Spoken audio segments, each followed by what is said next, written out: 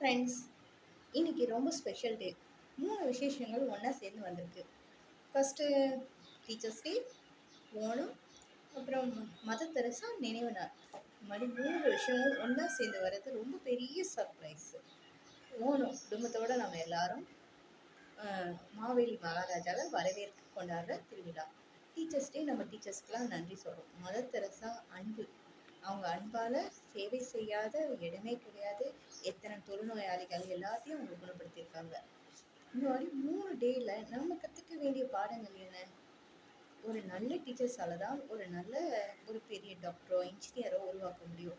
அந்த மாதிரி நல்ல டீச்சர்ஸ் இருக்கிறனால தான் நம்மளாம் இப்போ இவ்வளோ பெரிய ஆளாக இவ்வளோ பெரிய இதாக சாதிச்சிட்ருக்கோம்.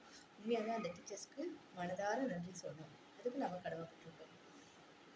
மதர் தெரசா மாதிரி ஆளுங்க இருக்கிறனால தான் இப்போ இவ்வளோ விஷயம் நம்ம இருக்க முடியுது. ஒரு அன்பால் அவங்க எவ்வளோ பெரியது. போய் எல்லாத்துக்கிட்டையும் நன்கொடை கேட்குறப்போ ஒரு பணக்காரர்கிட்ட போய் நன்கொடை கேட்குறப்ப அவர் கை வச்சுட்டு போயிட்டாரு. ஒன்று அதை தொடச்சிட்டு நீங்கள் எனக்கு கொடுத்துட்டீங்க, என்னோட பிள்ளைகளுக்கு கொடுங்கன்ட்டு அப்படி கேட்டாங்க.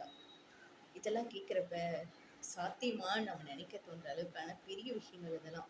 உண்மையாகவே ரியாலிட்டியில் நம்மளாம் இப்படிலாம் இருப்போமா, நம்மளால முடியுமா அப்படின்னு நம்ம நிறைய நேரத்தில் நம்ம யோசிப்போம். இதெல்லாம் சாத்தியமே இல்லை. அப்படிப்பட்ட ஜனங்கள்லாம் வாழ்ந்த ஒரு இடம் நம்ம மக்கள். அந்த மாதிரி ஒரு நல்ல புனித பூமியாக நம்ம இது வெயிட்பா அப்படின்னு ரொம்ப ஆச்சரியப்படுற அளவுக்கான மக்கள்ஸ்லாம். போகணும் நம்ம குடும்பத்தோட எல்லாரும் சந்தோஷப்படுறாரு. இந்த டீச்சர்ஸ் டேயில் நான் என்ன உங்களுக்கு சொல்லி கொடுக்குறேன்னா, அன்பா நல்லா படிக்கணும். படித்ததை நன்றியோடு நம்ம மற்றவங்களுக்கு உதவணும்னு நினைக்கணும்.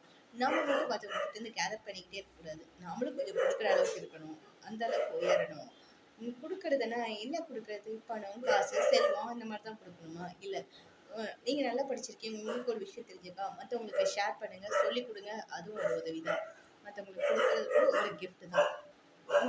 டைமை, உங்களோட அன்பை மற்றவங்களுக்கு ஷேர். இப்போ ரோட்டில் போய் ஒரு வயசானவங்க இருக்காங்களா, அவங்கள கைப்பிடிச்சி கிராஸ் பண்ணி விடுறது, இந்த மாதிரி சின்ன சின்ன உதவியெல்லாம் செய்யலாம் நம்மளால் முடிஞ்சது. ஓகே, எல்லாரும் நல்ல மக்களாக படிக்கிறது மட்டும் இல்லாமல் நல்ல ஒரு மக்களாக நல்ல ஒரு குடிமகனாக நாட்டுக்கு சேவை செய்வோமே. கொஞ்சம் முயற்சி பண்ணி பார்ப்போமே. இவ்வளோ நல்லவங்க வாழ்ந்த இடத்துல நாம மட்டும் எப்படி கெட்டவங்களா இருக்கோமா? நாமளும் நல்லவங்களா எல்லாத்துக்கும் சேவை செய்வோம். ஓகே, பாய்.